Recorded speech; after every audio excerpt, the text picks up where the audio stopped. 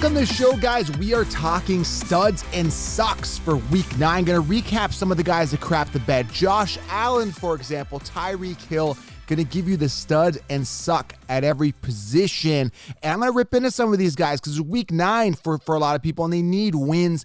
And a lot of guys crap in the bed. We're going to rip into these guys right here when we talk NFL Week 9 highlights, recap, and of course the studs and sucks, okay? Before we get into this show is brought to you by Manscaped.com. Use promo code SHOWERLION. I love the Lawnmower 4.0. Get it. And what I've been using actually is their shampoo conditioner combo with body wash. There's a body wash as well. So I've been using them. Absolutely love their product, guys. Save yourself 20%. Go browse the site. Take your time. You're absolutely going to love their product, guys. Manscaped.com. Save yourself 20%. Again, this trimmer is phenomenal. Keeps you groomed all over. Keeps you fresh. Shower Lion. Use that code. Save 20% at manscaped.com. If you are new to the channel, make sure you guys do click that subscribe button. It will help you guys crush leagues. And we talk football here. We talk everything football and fantasy football here for you to get you guys in the mood on your drive, commute, wherever you are going. I'm here to cover you and talk football with you, okay? We do a whole preview show as well on Thursday, breaking down all of the matchups to get you prepared for the week, okay? Football talk, spreads, predictions, injury talk, everything on Thursday. All right, let's talk about the studs and sucks. Again, if you are new, click subscribe and let me know in the comments. Want to make this super interactive in the comments below. Let me know who sucked for you as well.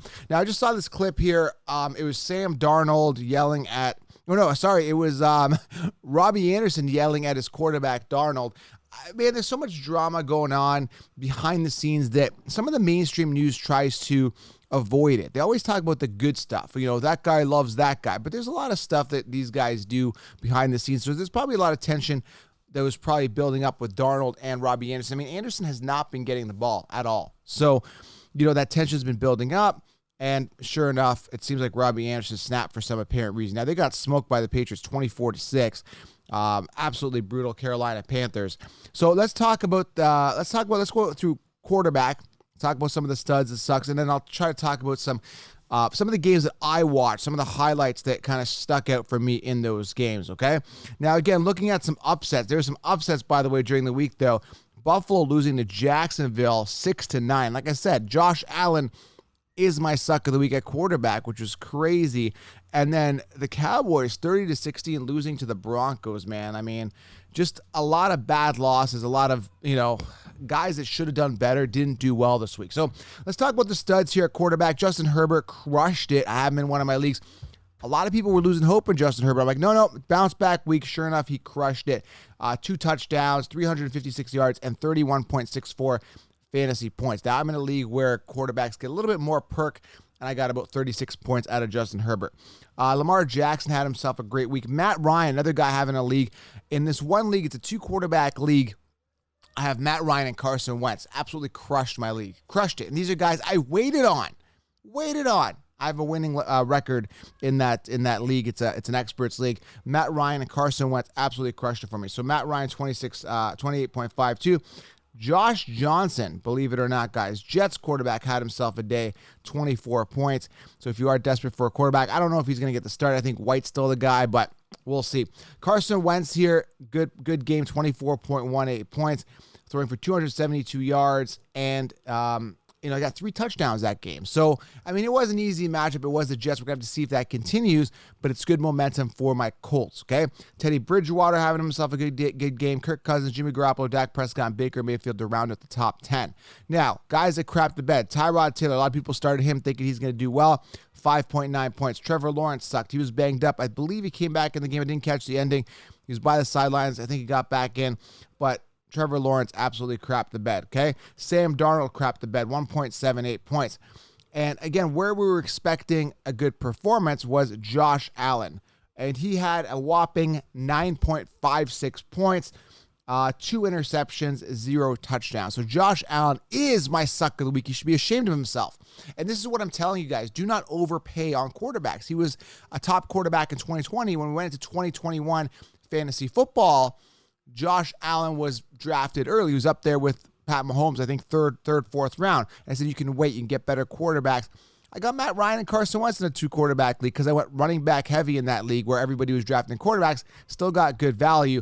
And I've got Herbert in another league, which I got, I think, in the 5th round. Okay, Herbert, Tannehill, and I think who's my back? I think Ryan. I got 3 good quarterbacks in my other league. So you can wait on quarterback and still get a consistent quarterback without overpaying on that overhyped quarterback the year prior, okay? So Josh Allen, again, the suck of the week at quarterback position. Really unacceptable to not even put up 10 points, okay? And this is a guy that a lot of people relied on to early draft pick and a guy that's supposed to perform.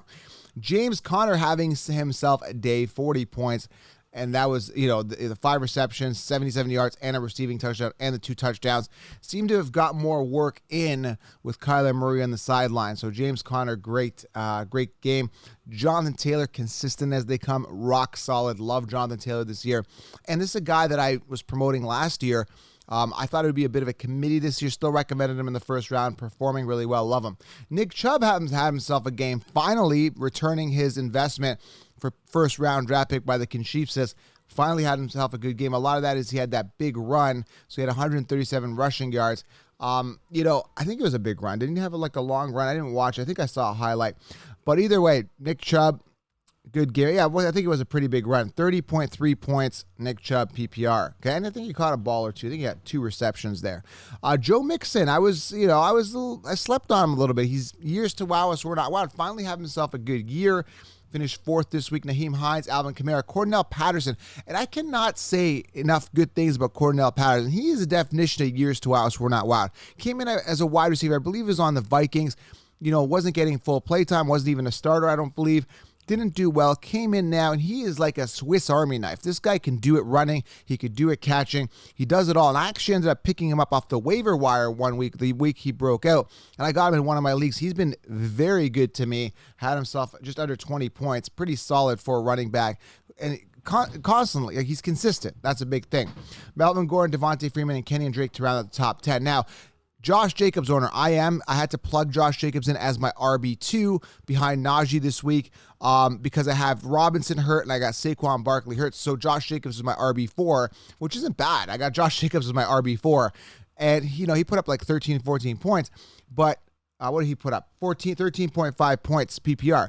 But what's frustrating here, guys, is that, Kenyon Drake got more points, 2 more points. They got 16 points. So Kenyon Drake has been a pest. And I cannot stand Kenyon Drake. Should be the Josh Jacobs show, and he's been an absolute pest. He finished 10th, okay?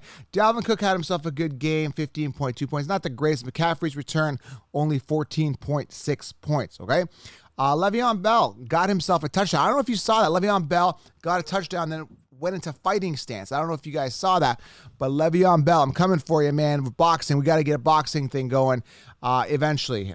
Your career's pretty much done anyway. So Le'Veon Bell got himself a touchdown, then again went into fighting stance in the end zone, throwing some punches, and it's kind of stupid. I guess he's focused on boxing.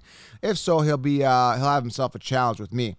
If you guys don't know the backstory, it's a long story, but he basically did a story on me in a story mode saying, I'm overweight and all this stuff and I'm out of shape, but I wouldn't be able to take him on in boxing. That was about a year ago, but it's kind of over anyway.